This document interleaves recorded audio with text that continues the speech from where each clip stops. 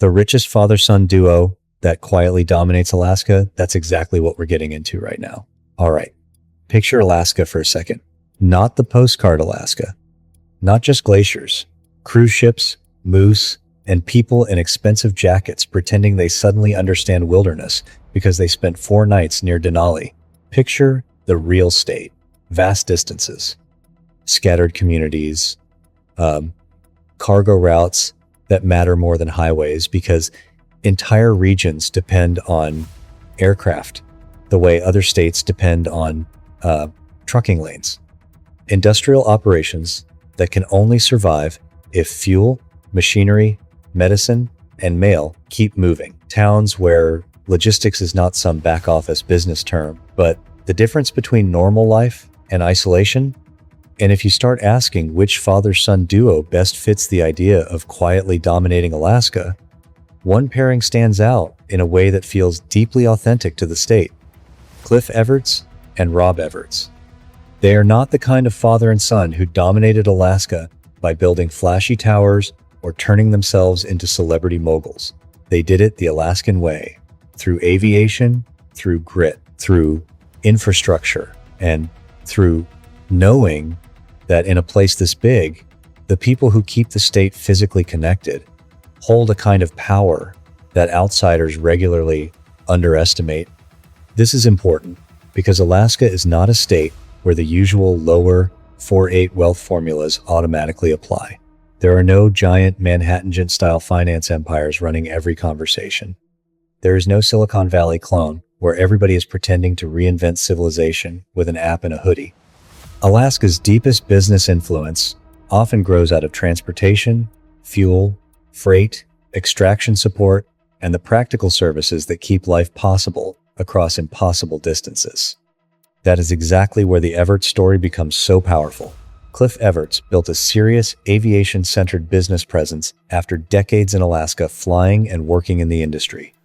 Rob Everts expanded that legacy into a broader and more formidable aviation enterprise through Everts Air Cargo, Everts Air Alaska, and related operations that became woven into the state's commercial bloodstream. That is one of the reasons the Everts duo feels so convincing. Their story does not begin with a miracle valuation, a luxury lifestyle brand, or a hotshot acquisition spree that made headlines for 6 months and then cooled off. It begins with flying, mechanical reality, and Alaska itself. Cliff Everts came north in the 1940s and built a life in aviation the hard way, through experience, endurance, and years in the air. He worked for major Alaskan carriers, understood the region firsthand, and eventually started his own ventures. That matters because, in Alaska, legitimacy is heavily tied to whether a person actually knows the environment they profit from. You cannot fake your way through this state for very long. Distance exposes weakness. Weather exposes weakness. Supply chains expose weakness. Cliff's history gave the business roots in the actual terrain of Alaska, not just in some abstract financial model. Cliff is what makes the father-son framing truly resonate. He was not simply the father in a symbolic sense. He was the origin point of a real Alaskan business engine. After spending decades in aviation, he founded Everts Air Fuel and launched additional ventures that took advantage of a truth many outsiders never quite grasp. In Alaska, the people who can move, fuel, and freight reliably are not small players. They are system players. This is not a decorative industry. This is the circulatory system of the state. Mines, remote communities, regional businesses, and rural households all live downstream from transportation reliability. When Cliff entered that world as an owner and builder, he was not just starting another business. He was stepping into one of the few sectors where competence becomes influence very quickly, because everything else depends on it. Then came Rob, and this is where the duo starts to feel truly dominant rather than merely respectable. Rob Everts did not just inherit a company and preserve it in amber. He expanded the family aviation footprint in ways that gave it more reach, more complexity, and more importance to Alaska's economic life. Under the wider Everts structure, the business became associated with scheduled and charter cargo, passenger service, fuel operations, and support for industries that operate across some of the harshest geography in North America. Everts Air Alaska and Everts Air Cargo became known not merely as companies that existed in Alaska, but as companies that served Alaska in the most literal sense. This is where so many people misread the state. If you came in from the outside and tried to guess who dominates Alaska, you might look for the most glamorous names, the most obvious luxury, or the loudest public personalities. But Alaska often rewards the opposite. The real power sits with the people who understand distance, weather, fuel, equipment, maintenance, labor, and timing. The people who can solve expensive problems in places where failure gets magnified fast. That is why the Everts father-son duo feels so on theme. They were tied to planes, freight, infrastructure, and service routes that mattered in a place where aviation is not a bonus, but a backbone. The state may romanticize rugged independence in its mythology, but in practical life, Alaska depends on systems. Think about what actually creates leverage in Alaska. Not just land ownership by itself, not just social status, not just a nice balance sheet. The most durable leverage comes from being useful to the state at scale. If your aircraft move cargo into communities, support mining and industrial projects, help carry passengers, deliver fuel, and tie together far-flung parts of the map, your influence becomes more than financial. It becomes operational. The Everts businesses fit that description unusually well. They built an aviation footprint that connected Fairbanks, Anchorage, interior routes, and a wide range of Alaskan needs. That means their influence was not just measured by what they owned, but by how often other people needed what they could do. And the geography matters. Fairbanks is not just another city on a list. It is one of the key interior anchors of Alaska, a place where transportation, military presence, resource activity, and remote logistics all intersect in a very Alaskan way. A father-son aviation empire based there feels appropriate, almost inevitable. It signals that the business is tied not to pure image, but to working Alaska. Fairbanks sits close to the rhythms that actually define the state's hard economy. From there, an operation can serve villages, industry, regional movement, and larger statewide supply chains. So when you talk about the Everts pair dominating quietly, you are not really talking about glitzy power from a luxury penthouse. You are talking about well-placed, practical command from a base that makes sense for the state's real needs. That is another reason the topic works. In a lot of states, the richest family can feel imported, detached, or vaguely interchangeable with fortunes somewhere else. The Everts story feels rooted. It feels Alaskan in tone and in structure. Cliff spent decades in the state's aviation world before building his own ventures. Rob grew up in that environment and extended it. The business is tied to actual Alaskan conditions rather than just to an investment thesis that happens to generate local returns. That gives the father-son duo a kind of legitimacy that glossy outsider wealth often cannot buy. In a state that tends to respect competence more than presentation, that matters enormously. This may be the clearest reason their dominance feels quiet but real. Hype spikes and fades. Necessity repeats. Every time a route needs cargo, every time a customer needs freight, every time a business needs dependable transportation support in a hard environment, every time remote Alaska needs the air system to function, the value of the underlying enterprise gets reinforced. That is a very different kind of strength than public attention. It is routine strength, invisible to outsider strength, the kind of strength that compounds because people keep having to rely on you. Cliff built the conditions for that reliability. Rob scaled and modernized it into a larger operating force. That distinction is crucial.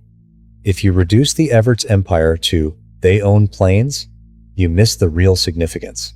In Alaska, aviation often functions like infrastructure. It is closer to being a bridge network, a supply corridor, and a survival utility rolled together. Planes are not ornamental there. They are connective tissue. So a father-son duo tied to air cargo, fuel, passenger movement, and support for major sectors is not just participating in business, They are participating in the physical continuity of the state. That gives their company a different emotional and economic position than a normal regional brand. People may not think about it every day in abstract terms, but the dependence is there. A lot of family businesses fall apart in the handoff. The founder knows the terrain, but the next generation either lacks discipline, loses interest, or turns the company into an ego project. That is what makes the Everts pair stand out. The transition from Cliff to Rob did not read like decline. It read like extension. That is rare. It suggests that the father built something real enough to survive succession, and that the son had enough competence to enlarge it rather than merely protect it. For a script like this, that matters a lot. Viewers expect a father-son duo to feel like two connected chapters of the same power story, not a founder plus a lucky surname. The Everts duo feels like the stronger version. Cliff set the direction. Rob increased the scale. Let's be honest about Alaska. It is not a state full of resident billionaires battling for headlines. Its economy is idiosyncratic, sparse, regional, and heavily shaped by logistics, geography, and extraction. That means the most compelling answer to a richest father-son duo topic is not necessarily the most tabloid-friendly fortune. It is the pair whose money, company footprint, regional importance, and quiet leverage line up in a genuinely Alaskan way. That is where Cliff and Rob Everts become such a strong answer. Their business footprint reaches far beyond one storefront or one symbolic property. It touches transportation arteries, industry support, cargo, and the daily mechanics of life in the state. In Alaska, that kind of reach can matter more than a flashier fortune with less operational importance. This is one of the most interesting things about the duo. Their story bridges eras. Cliff's background belongs to the more rugged, legacy, hands-on age of Alaskan aviation, when flying north still carried a frontier aura and experience was paid for in real hardship. Rob's leadership carries the story into the modern period, where companies have to think about larger systems, broader service networks, regulatory complexity, and long-range operational planning. That bridge matters because it mirrors Alaska itself. The state still trades on frontier mythology, but it runs on modern logistics. It still celebrates toughness, but it depends on technical reliability. Some regional dynasties dominate because one family member becomes governor, senator, mayor, or a permanent fixture in political coverage. That is one form of influence, but it is not the only one. The Everts pair represent another category: operational power that does not need constant ideological branding to be felt. Their influence came less from speeches and more from service, less from partisanship and more from importance, less from public theater and more from the ability to keep real things moving. In Alaska, that may be the more durable form of dominance anyway. Political coalitions shift, state budgets rise and fall, public personalities burn bright and then disappear. But the need to transport people, fuel, equipment, and freight through enormous distances never really leaves. The Everts family sat close to that permanent need. If Cliff and Rob Everts had spent decades trying to market themselves like reality TV moguls, the whole thing would feel weaker. Their power works precisely because it does not need that style. The company names are more important than personal vanity. The aircraft, the routes, the work, and the service footprint tell the story. That kind of understatement is incredibly effective in a state like Alaska. Loud self-promotion can look unserious there, but a family that just keeps building, operating, employing Alaskans, and serving hard routes over many years starts accumulating a different sort of authority. It becomes a known constant. The Everts duo benefited from that. They could stay relatively understated in public image because the people who mattered already knew what the business represented. This part matters more than people think.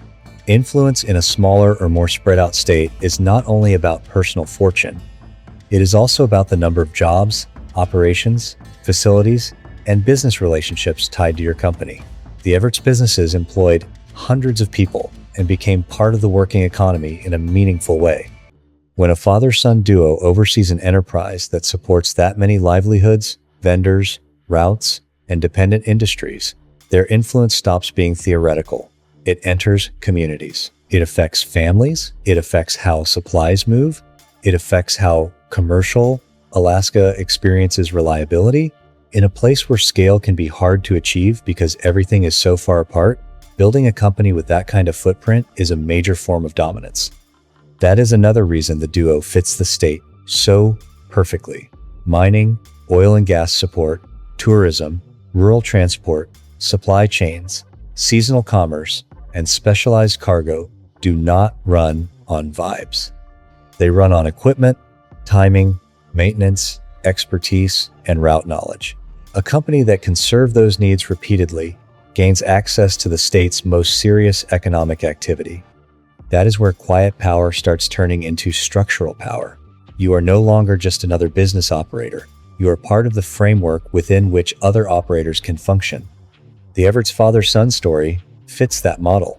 They were not simply participating in Alaska's economy, they were supporting the conditions under which large parts of Alaska's economy could keep moving. Yes, Alaska has wealthy real estate players. Yes, there are people with substantial holdings and impressive balance sheets.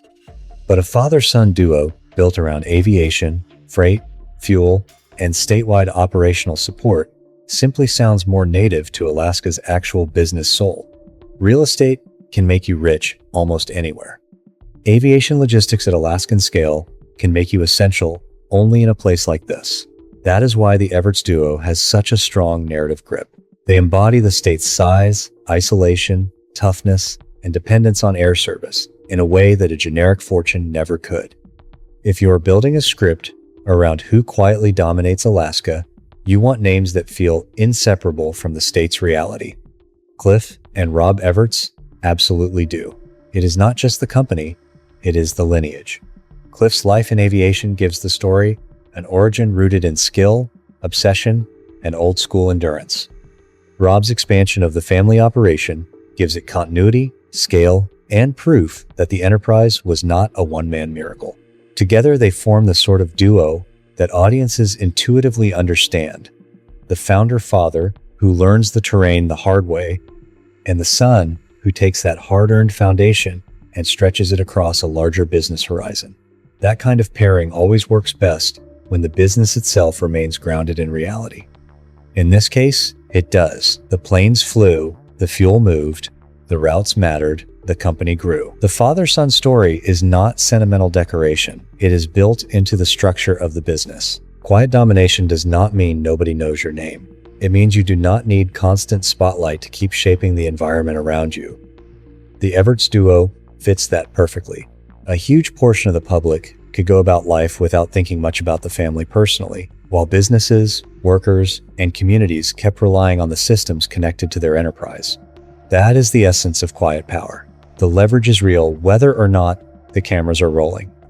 In a state where practical dependence matters more than social media visibility, that style can be even stronger than louder forms of wealth. The Everts father-son duo did not need to look like national moguls. They only needed to remain deeply embedded in the parts of Alaska that actually function. So let's land this. The richest father-son duo that quietly dominates Alaska is Cliff Everts and Rob Everts, because they built and expanded an aviation-centered family empire that fits the state's real economic logic, rooted their influence in cargo, fuel, passenger service, and operational reliability, and turned the simple act of keeping Alaska connected into a form of business power so practical and so deeply woven into the last frontier that most outsiders never notice how much weight the Everts name actually carries.